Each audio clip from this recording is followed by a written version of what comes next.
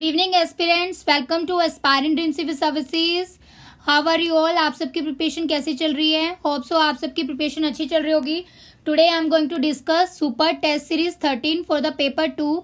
आज हम पेपर 2 से रिलेटेड यूनिट 4 के मोस्ट इंपॉर्टेंट क्वेश्चंस कवर करेंगे जो हमने प्रीवियस थ्योरी सीरीज 8 में कवर की है। तो जिन भी कैंडिडेट्स ने थ्योरी सीरीज 8 को नहीं देखा है वो प्लेलिस्ट प्रोवाइडेड है, डिस्क्रिप्शन बॉक्स में लिंक है, आप वहां से उसको जरूर देख लीजिए ताकि आपके क्वेश्चंस अच्छे से यहाँ पर अटेम्प्ट हो सके। तो ये सबसे पहले हम आपको ये बता दें कि हमारा इस एग्जाम की प्रिपरेशन के लिए BPSC public sanitary waste management officer exam के लिए एक ही चैनल है जिसका नाम है एस्पायरेंट ड्रीम सिविल सर्विसेज। अगर कोई भी चैनल हमारे डाटा को कॉपी कर रहा है या ऐसे ही हमारी तरह लिख रहा है तो आप उससे बी अवेयर रहिए, बिकॉज वो आपको राइट गाइडेंस और करेक्ट नॉलेज नहीं प्रोवाइड करेंगे।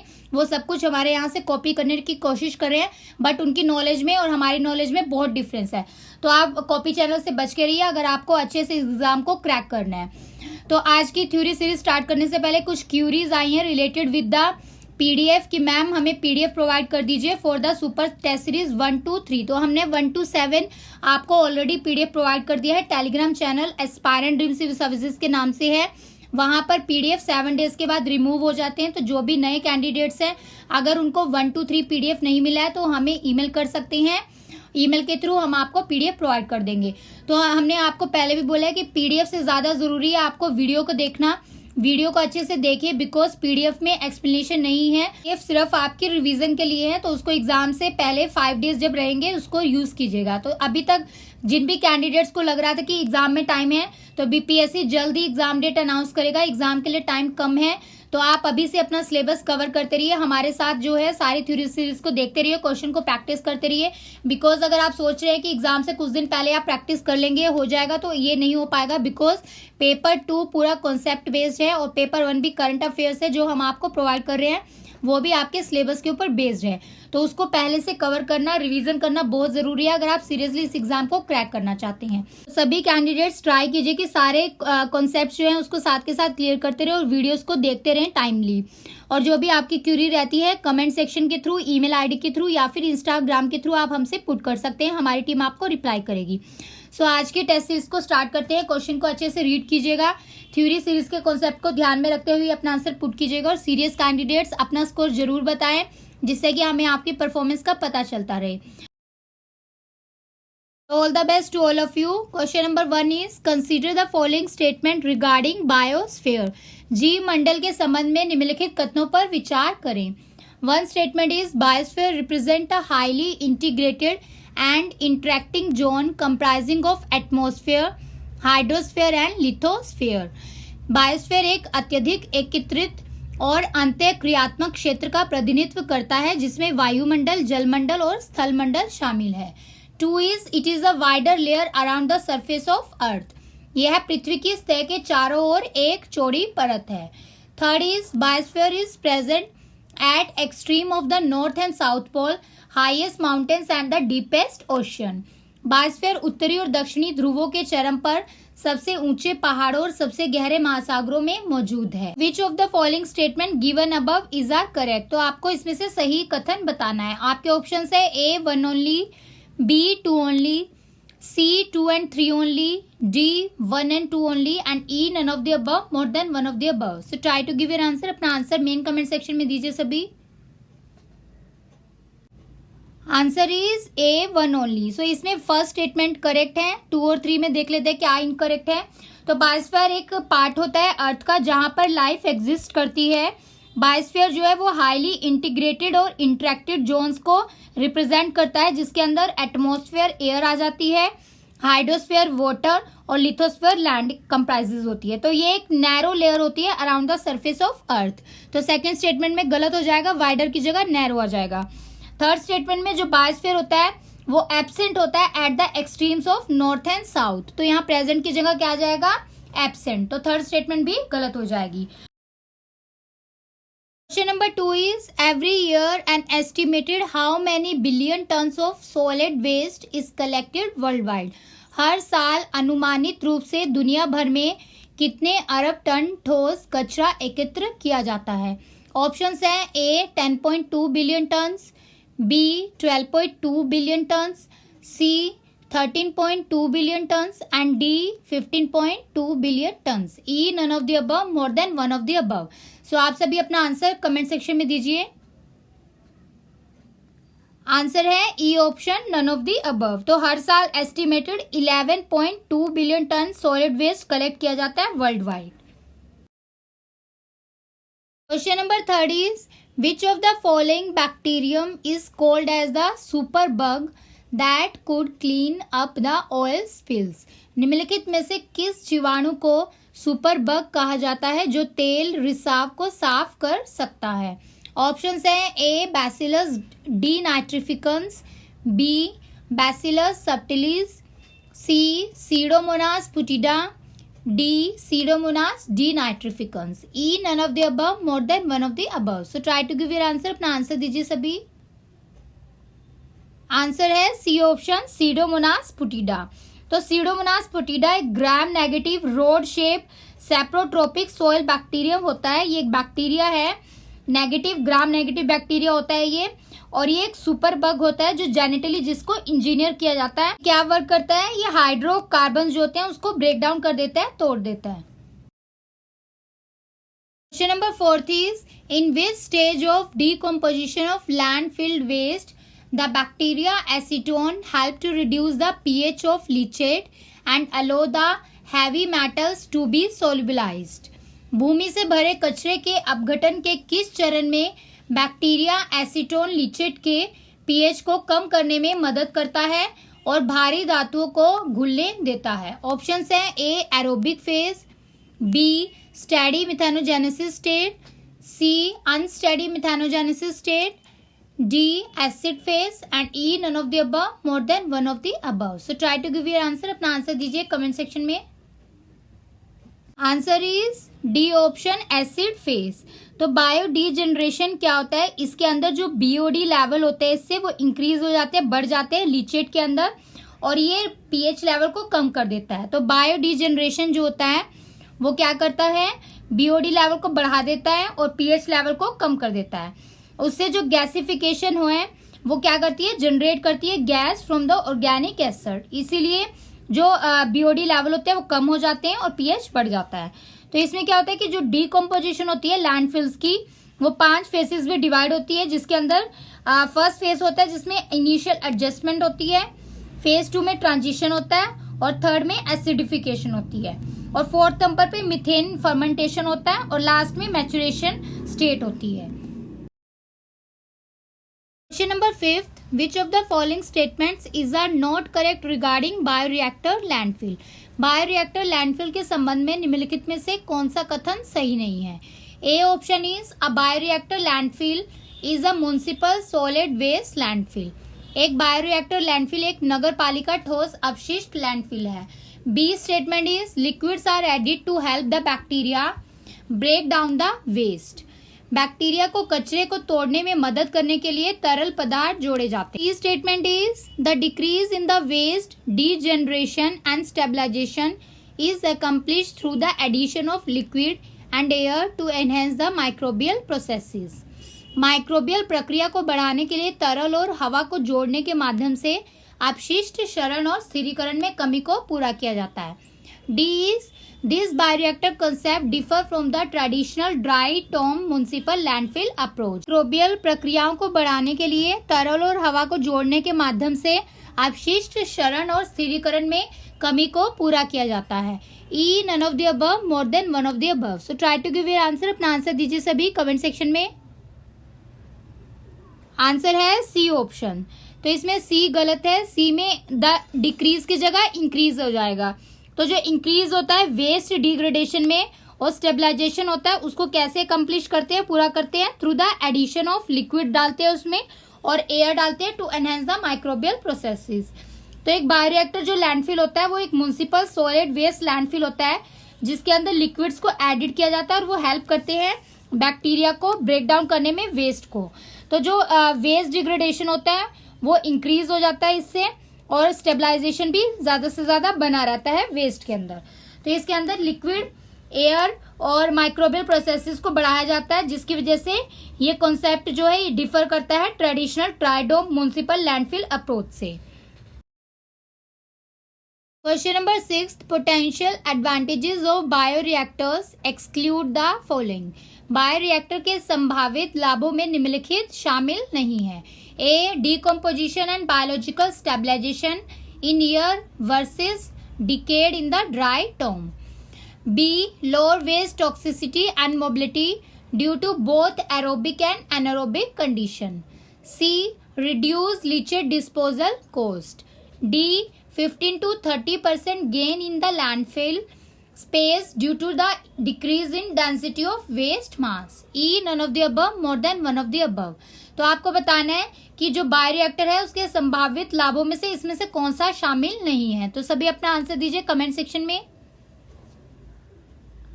आंसर है इसका डी ऑप्शन। तो डी गलत हो जाएगा, बिकॉज 15 से 30% जो गेन होता है लैंडफिल के अंदर वो due to an increase in density of waste mass होता है। तो यहाँ पर डिक्रीज की जगह क्या आ जाएगा, इंक्रीज। अदर जो है वो करेक्ट है, related with the advantages of bioreactor. Question number 7, decay of the organic proportion of solid waste is contributing about how much % of global greenhouse gas emission. ठोस कचरे के जैविक अनुपात का क्षय वैश्विक ग्रीन हाउस गैस उत्सर्जन में कितने प्रतिशत का योगदान दे रहा है। ऑप्शंस हैं A 5%, B 10%, C 23%, D 44% and E none of the above, more than one of the above. So try to give an answer. अपना आंसर दीजिए सभी। आंसर है इसका ए ऑप्शन 5%। तो जो डिके होता है ऑर्गेनिक प्रपोर्शन का सॉलिड वेस्ट के, वो कंट्रीब्यूट करता है 5% of global greenhouse gas emission के। Question number 8, UNEP the technology facilitation mechanism has the following objectives. UNEP के आपको इसमें से निम्नलिखित उद्देश्य बताने हैं। 1 is to support the achievement of SDG, SDG की उपलब्धि का समर्थन करने के लिए।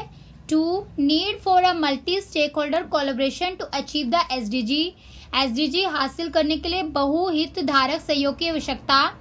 3, to strengthen the coherence and synergies among the science and technology initiative within the UN system, संयुक्त राष्ट्र प्रणाली के भीतर विज्ञान और प्रौद्योगिकी पहल के बीच सामंजस्य और तालमेल को मजबूत करना। तो आपके ऑप्शंस हैं A 1 only, B 2 only, C 2 and 3 only, D 1 and 2 only and E none of the above, more than one of the above. So try to give your answer. अपना आंसर दीजिए कमेंट सेक्शन में सभी।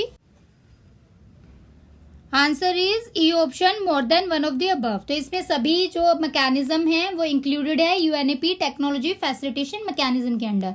तो ये objectives है, इसको as it is आप यहाँ से याद कर लीजिए।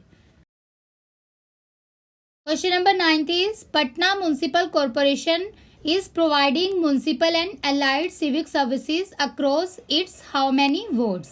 पटना नगर निगम अपने कितने वार्डों में नगर पालिका और संबंध नागरिक सेवाएं प्रदान कर रहा है। ऑप्शंस हैं A 54, B 65, C 38, D 95, E none of the above, more than one of the above. So try to give your answer. अपना आंसर दीजिए सभी। आंसर है E option, none of the above. तो इसका राइट आंसर हो जाएगा 72 wards. तो जो पटना म्युनिसिपल कॉर्पोरेशन है प्रोवाइड करता है municipal and allied civic services को across its 72 wards. Question number 10 is according to solid waste management in Patna at present how many TPD waste generated every year. Patna में ठोस अपशिष्ट प्रबंधन के अनुसार वर्तमान में प्रतिदिन कितने टीपीडी कचरा उत्पन्न होता है। ऑप्शंस हैं A 1000 to 1200 ton per day, B 500 to 1000 ton per day, C 900 to 1100 ton per day and D 700 to 1300 ton per day. E none of the above, more than one of the above. So try to give your answer. अपना answer दीजिए comment section में। Right answer है A option, 1000 to 1200 ton per day. तो presently 1000 से 1200 ton पर प्रतिदिन जो waste है वो जनरेट होता है हर दिन, और ये पर कैपिटल जनरेशन करता है कितनी, अप्रोक्सीमेटली 450 ग्राम से 600 gram per day. Question number 11, match the following municipal solid waste generated in the Patna city. Patna शहर में उत्पन्न निम्नलिखित नगर पालिका ठोस कचरे का मिलान कीजिए। A paper 1 to 4, B textile 2 to 5, C leather 3 to 2 and plastic 4 to 6। आपके ऑप्शंस गिवन है, करेक्ट कोड आपको बताना है, कमेंट सेक्शन में आंसर दीजिए सभी। Answer is C option. तो सभी करेक्ट मैच है। यहाँ पर पेपर के लिए कितना परसेंटेज है? 4%, टेक्सटाइल के लिए 5%, लेदर के लिए 2% और प्लास्टिक के लिए 6% है। Question number 12 is match the following waste types and disposable methods. आपको निम्नलिखित अपशिष्ट प्रकारों निपटान विधियों का मिलान करना है। A is human tissues, disinfection and shredding. B laboratory waste, disinfection and discharge into drain. C waste sharp, autoclaving. D liquid waste, incineration and deep burial. So try to give your answer. अपना answer comment section में दीजिए सभी। Answer is D option. तो human tissues जो है उसको कहाँ dispose करते हैं? इंसिनरेशन एंड डीप ब्यूरियल्स में। और लैबोरेटरी वेस्ट को ऑटोक्लेविंग करते हैं। और वेस्ट शार्प जो होते हैं उसको डिसइंफेक्ट किया जाता है और फिर श्रेडिंग की जाती है मशीन के थ्रू। और लिक्विड वेस्ट जो होता है उसको डिसइंफेक्ट करते हैं और उसको डिस्चार्ज करते हैं ड्रेन्स के अंदर। तो करेक्ट आंसर हो जाएगा option D. Question number 13, special consideration for the bioreactor landfill exclude the following. Bioreactor landfill के लिए विशेष बातों में निम्नलिखित क्या शामिल नहीं है? तो आपको इसमें से बताना है एक्सक्लूडेड क्या है। ऑप्शंस हैं A increase gas emission, gas उत्सर्जन में वृद्धि। B landfill fire. C physical instability of waste mass due to increase moisture and density. नमी और घनत्व में वृद्धि के कारण अपशिष्ट द्रव्यमान की भौतिक अस्थिरता। डी है instability of liner system, liner system की अस्थिरता। Is none of the above, more than one of the above. So try to give your answer. अपना आंसर दीजिए सभी कमेंट सेक्शन में। Answer is E option, none of the above. तो all options are included here in the bioreactor landfill. तो bioreactor landfill के लिए जो विशेष बातें हैं वो सब यहाँ पर इंक्लूडेड है। जैसे कि जो इंक्रीज गैस एमिशन इसके लिए चाहिए, इंक्रीज्ड ऑर्डर भी इसका जो बायोरिएक्टर की कंसिडरेशन है, स्पेशल कंसिडरेशन जिसको माना जाता है। फिजिकल इंस्टेबिलिटी होती है वेस्ट मास की, किस वजह से? जब मॉइस्चर या डेंसिटी बढ़ जाता है। लाइनर सिस्टम की जो इंस्टेबिलिटी है वो भी होती है इसमें। सरफेस सीप्स भी होता है और लैंडफिल फायर भी अकर होती है। तो ये सारे इंक्लूडेड है, इसलिए आंसर हो जाएगा none of the above. Question number 14, which of the following are not the air pollutants which are responsible for the formation of photochemical smog in the presence of sunlight? निम्नलिखित में कौन से वायु प्रदूषक नहीं है जो सूर्य के प्रकाश की उपस्थिति में प्रकाश रासायनिक स्मोक के निर्माण के लिए जिम्मेदार हैं?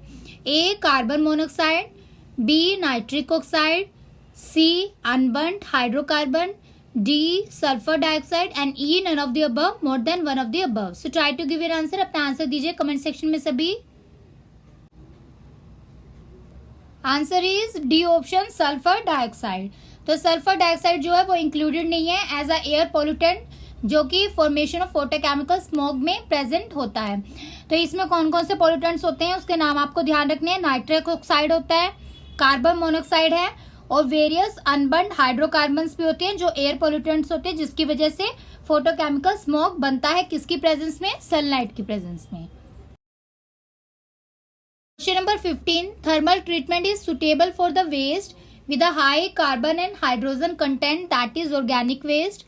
Around how much % of industrial waste and domestic waste is typically इनकम्बेशिबल।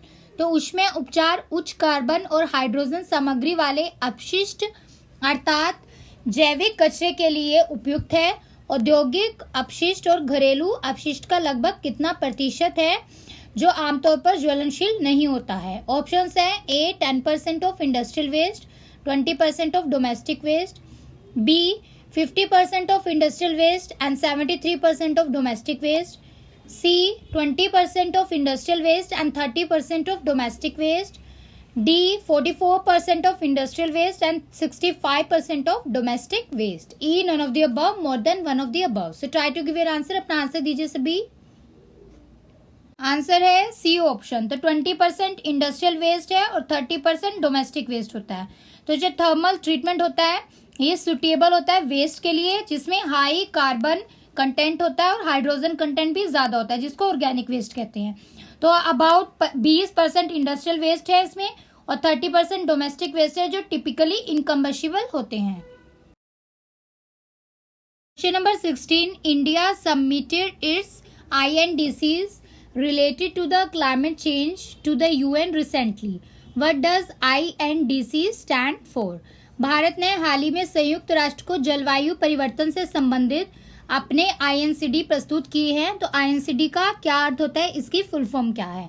A, intended nationally determined contribution, B, intended nationally developed contribution, C, India's nationally developed contribution, D, India's nationally determined contribution. E, none of the above, more than one of the above. So try to give your answer. अपना answer दीजिए सभी। Answer है इसका A option, intended nationally determined contribution. तो जो INDCs होते हैं इसका फुल फॉर्म आपको याद रखना है एग्जाम के लिए। तो जो NDC होते हैं जिसको नेशनली डिटर्मिन कंट्रीब्यूशन भी कहा जाता है या फिर INDC भी कहते हैं, तो ये एक नॉन बाइंडिंग नेशनल प्लान होता है। हाईलाइट करता है कि क्लाइमेट चेंज मिटिगेशन हुआ है कि नहीं, जिसके अंदर क्लाइमेट रिलेटेड टारगेट्स आ जाएंगे ग्रीन हाउस एमिशन को कम करने के लिए। Question number 17, which of the following nuclides does not undergo the fission with low energy neutrons? निम्नलिखित में से कौन सा न्यूक्लाइड कम ऊर्जा वाले न्यूट्रॉन के साथ विखंडन से नहीं गुजरता है? ऑप्शंस है A, 235 uranium, B, 238 uranium, E, 233 uranium and D, 239 plutonium. तो आपको इसमें से करेक्ट आंसर बताना है। अपना आंसर कमेंट सेक्शन में दीजिए सभी। Answer is B option, 238 uranium. तो यूरेनियम 238 एक मोस्ट कॉमन आइसोटोप होता है यूरेनियम का, जो नेचर में फाउंड होता है, पाया जाता है, और ये रिलेटिवली अबंडेंस होता है 99% ऑफ यूरेनियम के साथ। तो जो यूरेनियम 238 होता है ये नॉन फिजाइल होता है। इसका मतलब ये है कि ये सस्टेन नहीं कर पाता है चेन रिएक्शन के अंदर जो थर्मल न्यूक्लियर रिएक्टर्स के अंदर अक्कर होती है। Question number 18, formal environmental impact assessment EIA become an integral part of environment management in India by a notification for the first time in which year? औपचारिक पर्यावरणीय प्रभाव मूल्यांकन भारत में पहली बार एक अधिसूचना द्वारा पर्यावरण प्रबंधन का एक अभिन्न अंग बन गया था। कौन से वर्ष में? अनुसार A 1988, B 1990, C 1996 and D 2000। E none of the above, more than one of the above. So try to give your right answer. Comment section में आंसर दीजिए सभी। आंसर है इसका E option, none of the above. तो इसका right answer आपको याद रखना है 1994। तो बहुत सारी कंट्रीज हैं उन्होंने सूट किया था 1970s में और इंट्रोड्यूस हुआ था उसकी वजह से इन्वायरमेंटल इम्पैक्ट असेसमेंट उनकी नेशनल इन्वायरमेंटल लॉ पॉलिसी के अकॉर्डिंगली। तो 1994 में first time under the environment protection act 1986 EIA को नोटिफिकेशन को फॉर्मुलेट किया गया था इंडिया के अंदर। तो ये भी आपको एग्जाम के लिए याद रखना है।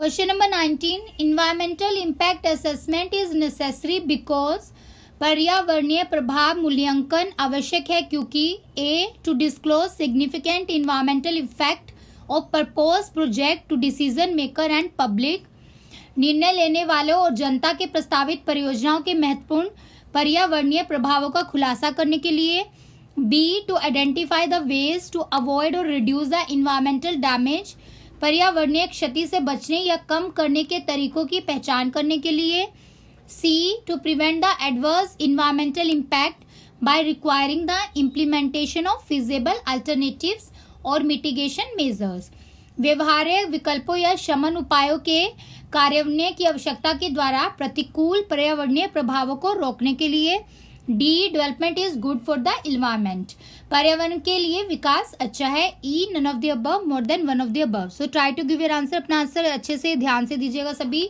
कमेंट सेक्शन में। Answer is E option, more than one of the above. तो इन्वायरमेंट इम्पैक्ट असेसमेंट जरूरी है, ये सभी ऑप्शंस इसके लिए नेसेसरी हैं जो यहाँ पर गिवन है। इसको एज इट इज आप यहाँ से लर्न कर लीजिए। Question number 20. According to the Central Pollution Control Board standards, the annual average concentration of PM 2.5 should not exceed the concentration in ambient air. CBC मानकों के अनुसार PM 2.5 की वार्षिक औसत सांद्रता परिवेशी वायु में सांद्रता से अधिक नहीं होनी चाहिए. A 40 microgram per meter cube, B 60, C 80 and D 90. E none of the above, more than one of the above. So try to give your answer. अपना आंसर दीजिए सभी. Right answer is A option 40 microgram per meter cube. तो ये भी आपको fact अच्छे से याद रखना है, एग्जाम में आ सकता है. Question number 21. The current WHO guidelines value of how many microgram per meter cube annual mean वो set to protect the public from the health effects of gaseous nitrogen oxide. गैसीय नाइट्रोजन डाइऑक्साइड के स्वास्थ्य प्रभावों से जनता की रक्षा के लिए कितने माइक्रोग्राम पर मीटर क्यूब वार्षिक माध्य का वर्तमान WHO दिशा निर्देश मूल्य निर्धारित किया गया था. ऑप्शन से आपके A 4 microgram, B 8 microgram, C 10 microgram, D option is 15 microgram. E none of the above, more than one of the above. So try to give your answer. अपना आंसर दीजिए सभी. आंसर है इसका C option 10 microgram per meter cube. तो जो current WHO की guideline है उसके अकॉर्डिंगली वैल्यू जो है 10 माइक्रोग्राम मीटर क्यूब ये सेट की गई है. किसके लिए? प्रोटेक्ट करने के लिए पब्लिक को from the health effect of gaseous nitrogen dioxide से. Question number 22. Which of the following is are not correct regarding municipal solid waste industry component. नगर पालिका ठोस अपशिष्ट उद्योग घटक के संबंध में निम्नलिखित में से कौन सा कथन सही नहीं है? A recycling, B composting, C disposal, D waste to energy and E none of the above, more than one of the above. So try to give your answer. Very important question. Answer दीजिए सभी. Answer है इसका E option none of the above. तो इसमें सारे statement जो है वो करेक्ट हैं because these are the municipal solid waste industry component. तो इसको आप अच्छे से एग्जाम तक याद रखिएगा. Question number 23.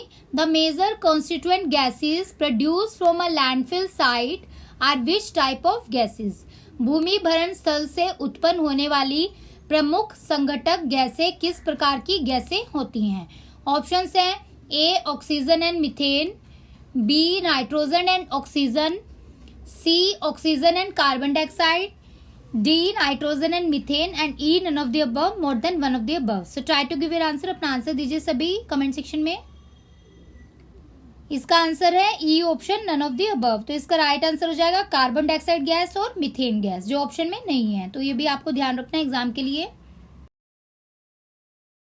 Question number 24. Which one of the following methods convert the decompose liquid और solid hazardous organic waste effectively. निम्नलिखित में से कौन सी विधि विघटित तरल या ठोस खतरनाक जैविक कचरे को प्रभावी ढंग से परिवर्तित करती है? ऑप्शन है A ओपन इंसिनरेशन खुली भस्मीकरण, B plasma incineration, C sanitary landfill, D bioremediation and E none of the above, more than one of the above. So try to give your answer. अपना आंसर दीजिए सभी. Answer है B option plasma incineration. तो plasma gasification क्या होता है? ये extreme thermal process होती है जिसमें प्लाज्मा का इस्तेमाल किया जाता है, यूज किया जाता है, जो कन्वर्ट करता है ऑर्गेनिक मैटर को सिन गैस के अंदर, जिसको क्या बोला जाता है? Synthesis gas. और ये प्राइमरली किससे बनी होती है? हाइड्रोजन और कार्बन मोनोऑक्साइड से. तो जो प्लाज्मा टॉर्च होती है उसको पावर किया जाता है, चार्ज किया जाता है किसके द्वारा? इलेक्ट्रिक आर्क के द्वारा, जिसको इस्तेमाल करते हैं आयनाइज गैस में और कैटालाइज ऑर्गेनिक मैटर के अंदर, जो क्या फॉर्म करती है? Syn gas. तो ये भी आपको अच्छे से याद रखना है कि जब ये फॉर्मेशन होती है इसके बाद जो रिमेनिंग रहता है उसको क्या बोला जाता है? बाय प्रोडक्ट, जो कि क्या होता है? स्लैग होता है. और इसको बाद में कमर्शियली भी यूज किया जाता है as a form of waste treatment water के लिए. Question number 25. The Vienna convention is basically related to which of the following. Vienna convention मूल रूप से किससे संबंधित है?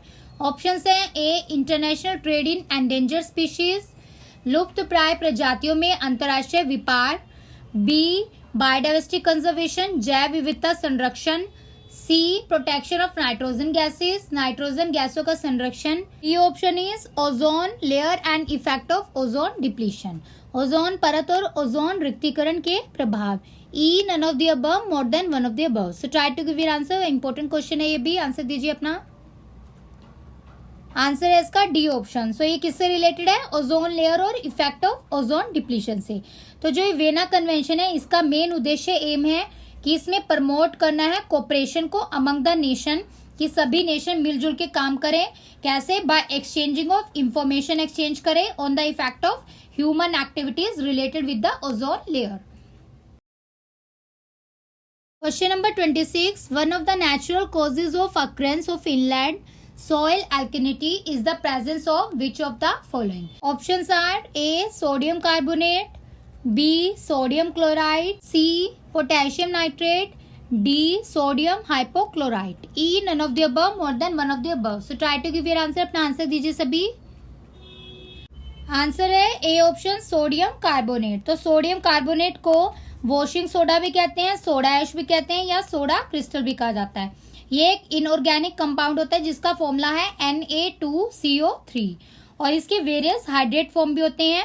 तो इसलिए सभी फॉर्म्स के अंदर ये क्या होता है? वाइट होता है, ऑर्डरलेस रहता है और वाटर सोल्यूबल सोल्ट्स भी होते हैं, जो क्या यील्ड करते हैं, क्या रिजल्ट करते हैं? मॉडरेटली एल्कलाइन सॉल्यूशन वाटर के अंदर। Question number 27, the ability of a living system to be restored through secondary succession after more severe disturbance is known as. अधिक तीव्र विक्षोभ के बाद एक जीवित प्रणाली की द्वितीयक उत्तराधिकार के माध्यम बहाल होने की क्षमता को किस रूप में जाना जाता है? ऑप्शंस हैं A restoration, B resistance, C rehabilitation, D resilience and E none of the above, more than one of the above. So try to give your answer, अपना आंसर दीजिए सभी। Answer is D option resilience, लचीलापन। तो resilience क्या होता है? ये describe करता है पीपल और सिस्टम जो बाउंस बैक करते हैं, किससे? नेगेटिव एक्सपीरियंसेस या डिस्टर्बेंसेस के कारण। Question number 28, inhalation of airborne mold spore lead to disease in man such as. वायु जनित फफूंदी विजाणु के अतः श्वसन से मनुष्य में रोग को उत्पन्न होता है, जैसे कि A bronchitis, B allergy, C eye irritation, D cardiac contestation and E none of the above, more than one of the above. So अपना आंसर दीजिए कमेंट सेक्शन में। आंसर है बी ऑप्शन एलर्जी। तो एलर्जी जो है वो mould induce asthma भी कोज होता है इससे। Question number 29, a rock body or formation which may be porous enough to hold the quantity of water but which by virtue of its other property does not allow an easy and quick flow through it is called as which of the following। तो एक चट्टानी पिंड या गठन जो पानी की मात्रा को धारण करने के लिए पर्याप्त झरझरा हो सकता है, लेकिन अपने अन्य गुणों के कारण इसके माध्यम से एक आसान और त्वरित प्रभाव की अनुमति नहीं देता है, तो उसको क्या कहते हैं? Options are A aquifer, B aquifuge, C aquiclude and D aquitard. E none of the above, more than one of the above. So try to give your answer, अपना आंसर दीजिए सभी। आंसर है सी ऑप्शन एक्विक्लूड। तो एक rock body या formation होती है जो पोरस भी होती है और वो होल्ड करती है, क्वांटिटी ऑफ वाटर को होल्ड कर सकती है। इसकी वजह से जो इसकी अदर प्रॉपर्टीज होती है वो इसको अलो नहीं करती है कि ये इजिली और क्विकली फ्लो कर सके थ्रू दिस बॉडी। तो इस प्रोसेस को क्या बोला जाता है? Aquiclude. Question number 30, a low permeability unit that can store the ground water and transmit it slowly from one aquifer to another is called as. एक कम पारगम्य इकाई जो भूजल को स्टोर कर सकती है और इसे एक जलभृत से दूसरे जलभृत में धीरे धीरे संचारित कर सकती है, उसको क्या कहते हैं? ऑप्शंस है A aquifer, B aquifuge, C aquiclude and D aquitard and E none of the above, more than one of the above. तो सभी अपना आंसर दीजिए कमेंट सेक्शन में। आंसर है डी ऑप्शन एक्विटार्ड। तो इसको क्या बोला जाता है? एक्विटार्ड। ये सब इंपॉर्टेंट टर्म्स हैं, एग्जाम में आ सकती हैं।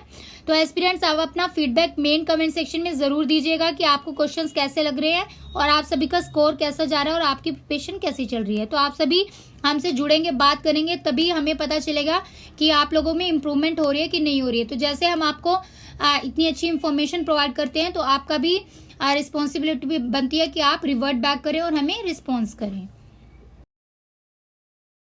Question number 31. An underground layer of water bearing permeable rock fractures or unconsolidated material is called as. जल धारण करने योग्य पारगम्य चट्टान के फ्रैक्चर या असंगठित सामग्री की एक भूमिगत परत क्या कहलाती है? ऑप्शंस हैं A aquifer, B aquifuge, C aquiclid and D aquitard, E none of the above, more than one of the above. So try to give your answer. अपना आंसर जरूर दीजिए सभी। Very important question. आंसर है इसका A option aquifer. तो aquifer एक underground layer होती है water wearing permeable rock fractures या फिर अनकंसोलिडेटेड मटेरियल की। तो जो ग्राउंड वाटर होते हैं वो एक्विफर से एक्सट्रैक्ट किया जाता है उनको यूजिंग अ वाटर वेल। तो जो स्टडी होती है वाटर फ्लो की एक्विफर्स के अंदर, वो कैरेक्टराइज करती है किसी भी एक्विफर को, तो उसको क्या बोला जाता है? हाइड्रोजियोलॉजी। तो ये भी पूछा जा सकता है कि हाइड्रोजियोलॉजी क्या होती है। क्वेश्चन नंबर 32 देखते हैं। The lowest temperature is observed in which layer of the atmosphere. सबसे कम तापमान वायुमंडल की किस परत में देखा जाता है? ऑप्शन है A stratosphere, B troposphere, C thermosphere and D mesosphere. E none of the above, more than one of the above. So try to give your answer. अपना आंसर दीजिए सभी। Answer is D option mesosphere। तो mesosphere जो होती है ये directly above होती है किसके? स्ट्रेटोस्फेयर के, और बिलो होती है, नीचे होती है थर्मोस्फेयर की। तो इसकी हाइट आपको याद रखनी है, कितना एक्सटेंड होती है? 50 से 85 किलोमीटर अबाउट आवर प्लेनेट। तो जो टेम्परेचर यहाँ पर डिक्रीज होता है with the height through the mesosphere layer. तो ये भी आपको याद रखना है, यहाँ पर टेम्परेचर कम होता है हाइट के इंक्रीज होने से। आपको याद रखना है कि जो कोल्डेस्ट टेम्परेचर है अर्थ एटमॉस्फेयर का वो कितना है? -90 डिग्री सेल्सियस, और फ़ारेनहाइट में कितना है? -130 degree Fahrenheit above the top of this layer. Question number 33. Which of the following statement is are correct regarding the role of solid waste engineer? ठोस अपशिष्ट इंजीनियरों की भूमिका के संबंध में निम्नलिखित में से कौन सा कथन सही है? A knowledge of principle and practice of solid waste including recycling and resource recovery. Recycling और संसाधन वसूली सहित ठोस कचरे से सिद्धांतों और प्रथाओं का विज्ञान। B knowledge of principle and practices comprising the field of particular engineering और रिसोर्स मैनेजमेंट। विशेष इंजीनियरिंग या संसाधन प्रबंधन के क्षेत्र में शामिल सिद्धांतों और प्रथाओं का ज्ञान। C to work with community businesses industry civic organization and individual to promote the recycling and other method of waste disposal. Recycling या अपशिष्ट निपटान के अन्य तरीकों को बढ़ावा देने के लिए समुदायों, व्यवसायों, उद्योगों और व्यक्तियों के साथ काम करने के लिए। D option is all of the above, E none of the above, more than one of the above. So try to give your answer. अपना आंसर सभी दीजिए। आंसर है D option all of the above. तो इसमें सारी characteristics आपको role याद रखने हैं for the solid waste engineer. Very very important for your exam. Question number 34. Which of the following is not correct regarding the role of solid waste engineer to perform a variety of engineering duties concerning the solid waste? ठोस अपशिष्ट से संबंधित विभिन्न प्रकार के engineering कर्तव्यों का पालन करने के लिए ठोस अपशिष्ट इंजीनियरों की भूमिका के संबंध में निम्नलिखित में से कौन सा कथन सही नहीं है? ऑप्शन है आपके A landfill monitoring and design, B waste reduction, C landfill tool, D public education, E none of the above, more than one of the above. So try to give your answer. अपना answer दीजिए सभी। Answer है E option none of the above. तो इसमें सभी correct है, इसलिए answer हो जाएगा नन ऑफ द अबव। तो इसमें क्या करना होता है, जो परफॉर्म करते हैं वैरायटी ऑफ इंजीनियरिंग ड्यूटीज, उसके लिए सॉलिड वेस्ट मैनेजमेंट के लिए इसमें लैंडफिल मॉनिटरिंग भी आता है, डिजाइन भी आता है उसका, और वेस्ट रिडक्शन कैसे करते हैं, रिसाइकलिंग, स्पेशल वेस्ट को कैसे डील करते हैं, लैंडफिल टूर कैसे होता है, ये सारे इंक्लूडेड है। तो आंसर हो जाएगा none of the above. Question number 35. Bihar need to ramp up waste collection and more importantly waste treatment as municipal solid waste generation in the state is projected to increase from the current level of 680 tons per day to 1537 TPD by which year? तो बिहार को अपशिष्ट संग्रह और अधिक महत्वपूर्ण रूप से अपशिष्ट उपचार में तेजी लाने की आवश्यकता है, क्योंकि राज्य में नगर पालिका ठोस अपशिष्ट उत्पादन 680 टन प्रतिदिन से स्तर बढ़कर 1537 टीपीडी हो जाने का अनुमान है किस वर्ष तक? ऑप्शंस है A 2025, B 2027, C 2028 and D 2030. E none of the above, more than one of the above. So try to give your answer. अपना आंसर दीजिए. राइट आंसर है डी ऑप्शन 2030. सभी थ्योरी से रिलेटेड जो क्वेश्चन है वो theory series 8 देखना बहुत जरूरी है उसके लिए, अगर आपने नहीं देखी है, और सारी सुपर टेस्ट सीरीज को भी देखना बहुत जरूरी है अगर आपको इस एग्जाम को क्रैक करना है. और अगर आप चैनल पे न्यू हैं तो चैनल को सब्सक्राइब जरूर कर लीजिए, तभी आपके पास न्यू वीडियोस का नोटिफिकेशन पहुंच पाएगा. Question number 36. The municipal corporation act of 1951 came into force in 1952 with the enforcement of which of the following acts? नगर निगम अधिनियम 1951 निम्नलिखित में से किस अधिनियम के लागू होने के साथ 1952 में लागू हुआ है? A the former Patna city municipality, B the former Patna administrative committee, C the former Patna Bankipur joint water work committee, या D all of the above, E none of the above, more than one of the above. Aspirants write to give your right answer in the comment section. ये बहुत important question है, answer दीजिए. Answer है इसका D option all of the above. Question number 37. Solid waste management is an overall responsibility of the corporation as per which of the following act? निम्नलिखित में से किस अधिनियम के अनुसार ठोस अपशिष्ट प्रबंधन निगम की एक समग्र जिम्मेदारी है? A Bihar municipal act 2007, B municipal solid waste management and handling rule 2000, C Patna municipal corporation act 1951 and D all of the above, E none of the above, more than one of the above. So try to give your answer. अपना answer दीजिए सभी. Answer है इसका E option more than one of the above. तो इसमें कौन से answer correct है? ए और बी इसमें करेक्ट है, बिकॉज जो सॉलिड वेस्ट मैनेजमेंट है ये एक रिस्पॉन्सिबिलिटी है म्युनिसिपल कॉर्पोरेशन की, और ये कौन सी एक्ट्स को फॉलो करती है? दो एक्ट हैं, बिहार म्युनिसिपल एक्ट 2007 और municipal solid waste management and handling rule 2000. तो ये आपको एग्जाम के लिए याद रखना है. क्वेश्चन नंबर 38 देखते हैं. The Patna municipal corporation administrative structure consist of which of the following?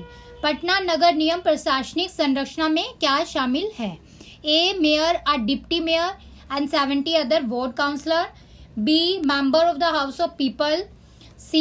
State Legislative Assembly representing the constituency which fall wholly or partially under the corporation area, D. Member of Council of State and the member of State Legislative Council registered as elector, E. None of the above, more than one of the above. So try to give your answer. अपना answer दीजिए सभी. Right answer है इसका E option more than one of the above. तो इसमें सभी included है under the administrative structure of Patna municipal corporation. तो पटना निगम के लिए जो प्रशासनिक संरचना है उसको ध्यान से याद से अच्छे से यहाँ से लर्न कर लीजिए, बिकॉज ये क्वेश्चन एग्जाम में जरूर आएगा. Question number 39. Match the correct code given below. 1 is domestic and commercial waste recyclable and non recyclable, 2 industrial waste non hazardous and hazardous, 3 hospital biomedical waste non hazardous and hazardous, 4 is e-waste composable recyclable, 5th construction debris reusable as building material. आपके options हैं A 1 and 4 only, आपको correct match बताना है इसमें से, B 2, 3 and 5 only, C 1, 2 and 3 only, D all of the above and E none of the above, more than one of the above. So try to give your answer. अपना answer दीजिए सभी. Right answer is B option. तो यहाँ पर 2, 3 और 5 correct है. तो 1 में क्या इनकरेक्ट है देख लेते हैं। तो 1 डोमेस्टिक और कमर्शियल वेस्ट जो है वो कंपोस्टेबल रिसाइक्लेबल होता है, और जो ई वेस्ट है वो रिसाइक्लेबल एंड नॉन रिसाइक्लेबल दोनों होता है। तो इसको रिवर्स कर लीजिए 1 और 4 को, और 2, 3, 5 करेक्ट है एज इट इज, इसको यहाँ से आप याद रखिएगा। Question number 40, in which year Bihar urban development authority has selected A to Z Infrastructure Limited, New Delhi, through an open tender for the job under solid waste management on public-private partnership mode. Options है आपके A 2007, B 2006, C 2009 and D 2010 and E none of the above, more than one of the above. So try to give your answer. अपना answer दीजिए सभी। Answer है इसका C option 2009। तो आपको याद रखना है कि जो बिहार शहरी विकास प्राधिकरण ने पीपीडी मोड को सॉलिड वेस्ट मैनेजमेंट के तहत नौकरी के लिए खुली जो निविदा दी थी, इंफ्रास्ट्रक्चर लिमिटेड नई दिल्ली का चयन किया गया था 2009 में। Question number 41, the waste generation rate are affected by which of the following factors. अपशिष्ट उत्पादन दर निम्नलिखित में से किस कारक से प्रभावित होते हैं। A socio economic development, B degree of industrialisation, C climate and D all of the above, E none of the above, more than one of the above. So try to give your answer. ध्यान से answer दीजिएगा सभी।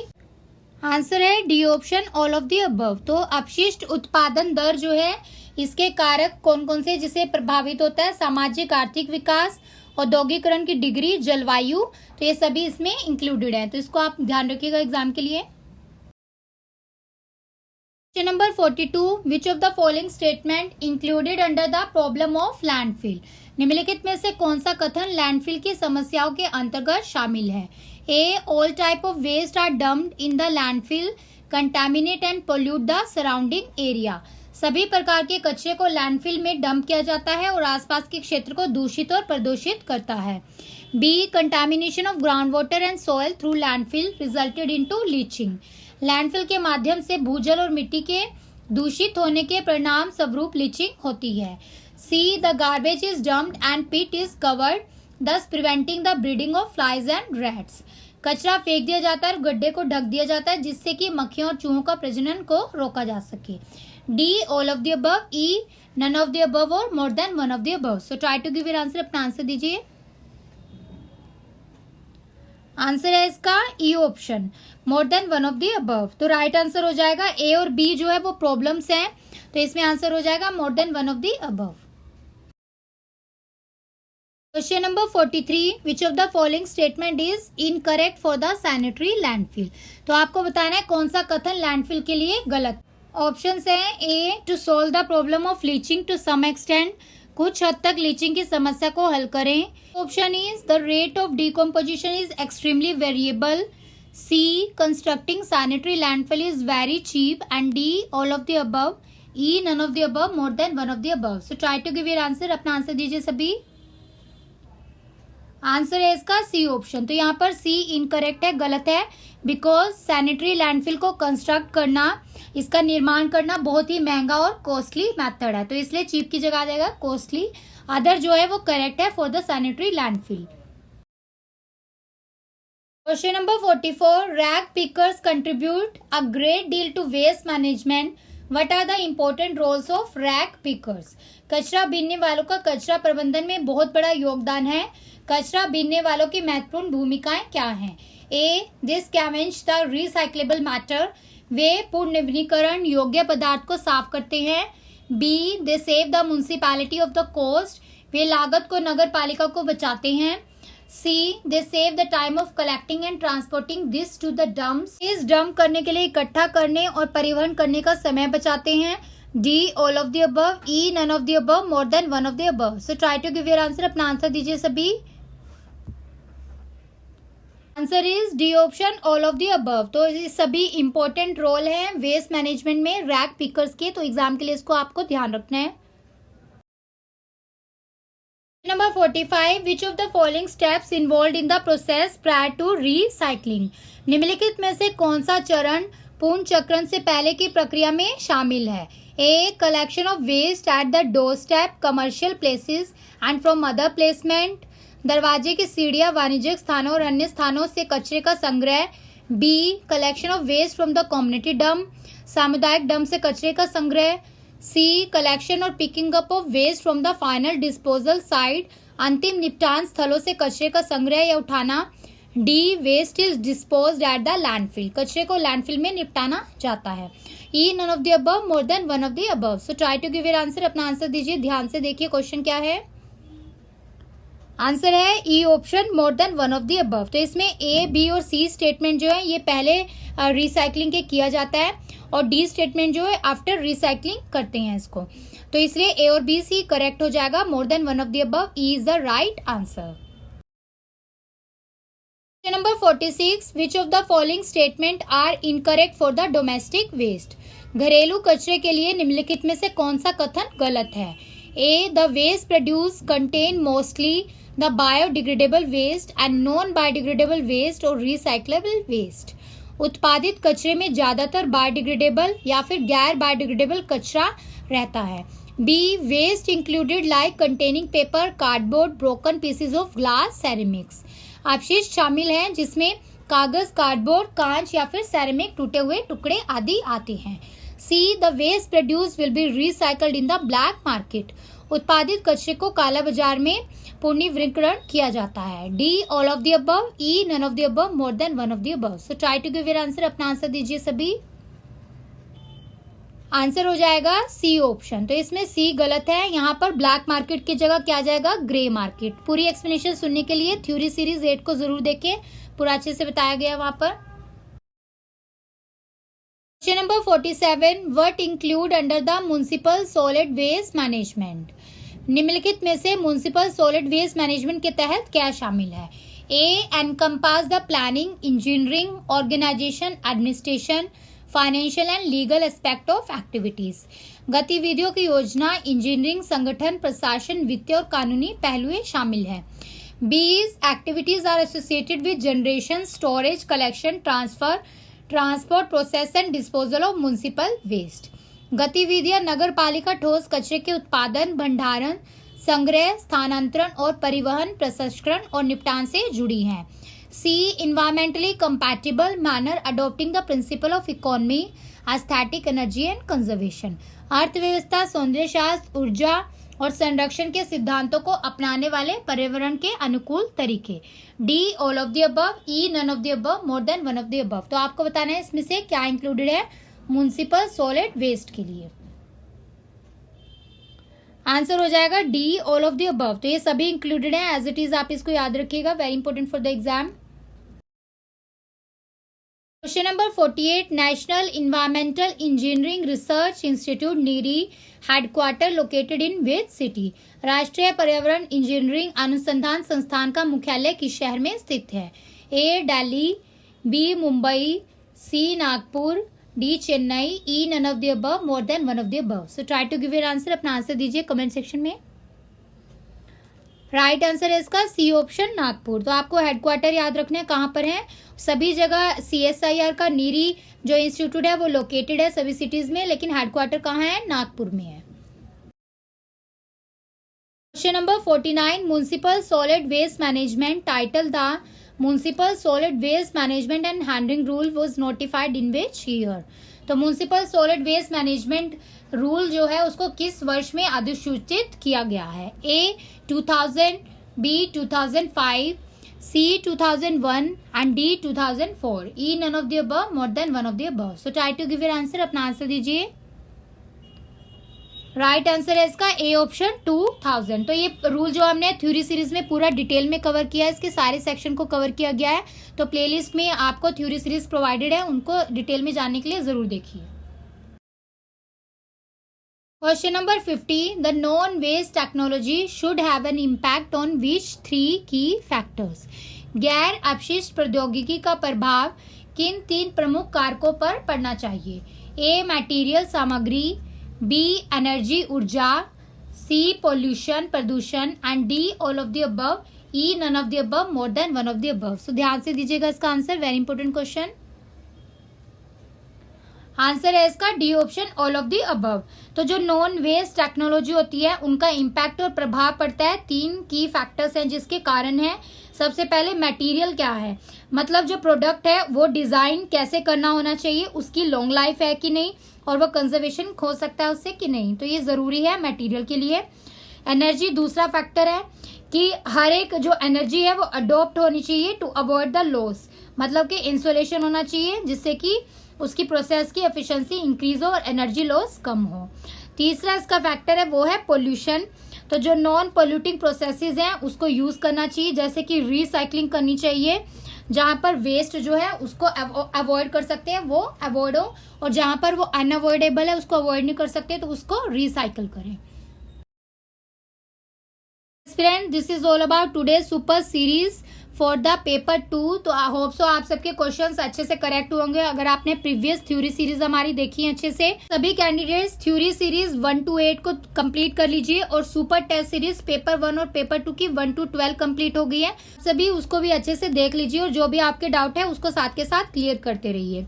तो next class के लिए जो आपका homework है, सारी थ्योरी सीरीज को आपको रिवाइज करना है सीरियसली, और सारी सुपर टेस्ट सीरीज को आपको अटेम्प्ट करना है, वीडियो को सुनना है, पूरी एक्सप्लेनेशन को समझना है, और उसके बाद आपको OMR शीट में उसको फिल करना है अपने आंसर्स को, और अपनी परफॉर्मेंस को हमें बताना है कि आप कैसा परफॉर्म कर रहे हैं, आपकी इंप्रूवमेंट हो रही है, पेपर 1 में कितनी है और पेपर 2 में कितनी है, सो दैट हम आपको उसके अकॉर्डिंगली आगे क्वेश्चंस प्रोवाइड करें। तो सभी कैंडिडेट सीरियसली होके प्रिपरेशन करते रहिए, बिकॉज एग्जाम में कम टाइम है, आपको ज्यादा टाइम नहीं मिलेगा, डेट जल्दी अनाउंस हो जाएगी। और टेलीग्राम चैनल को फॉलो करते रहिए फॉर पेपर 1 के मटेरियल के लिए और क्वेश्चंस के लिए। तो सभी इंपॉर्टेंट डाटा टेलीग्राम और इंस्टाग्राम पर हम प्रोवाइड करते हैं पेपर 1 में जो आ सकता है, तो उसको ज्वाइन करना जरूरी है, वो फ्री है। टेलीग्राम ऐप पर हम आप एस्पायरेंट ड्रीम सिविल सर्विसेज के नाम से चैनल है, उसको फॉलो कर लीजिए। और यूट्यूब पर अगर आप नए हैं तो चैनल को सब्सक्राइब कर लीजिए और बेल आइकन को प्रेस कर लीजिए, सो दैट न्यू वीडियो का और न्यू क्लास का नोटिफिकेशन आप तक पहुंच सके। न्यू क्लास के नोटिफिकेशन के लिए हम कम्युनिटी पोस्ट पर और टेलीग्राम चैनल पर टाइमिंग बताते हैं, तो सभी स्टूडेंट्स उसको फॉलो करते रहिए। रेगुलर या 1 डे गैप के बाद हम क्लास देते हैं, तो उसको फॉलो करते रहिए ताकि आपकी कोई भी क्लास मिस ना हो और आप साथ के साथ सारा सिलेबस कवर करते रहिए। Friends, thanks for watching this video, keep sharing this video with your friends and groups. ज्यादा से ज्यादा इस चैनल को और इन वीडियोस को अपने फ्रेंड्स तक पहुंचाइए, बिकॉज यहाँ पर बीपीएससी के लिए हम फ्री प्रिपरेशन प्रोवाइड करते हैं और सभी इंपॉर्टेंट क्वेश्चन आपको प्रोवाइड करते हैं जो बीपीएससी एग्जाम में आते हैं। तो इसको ज्यादा से ज्यादा अपने फ्रेंड्स और ग्रुप्स के साथ शेयर कीजिए। Thanks for watching. जय हिंद।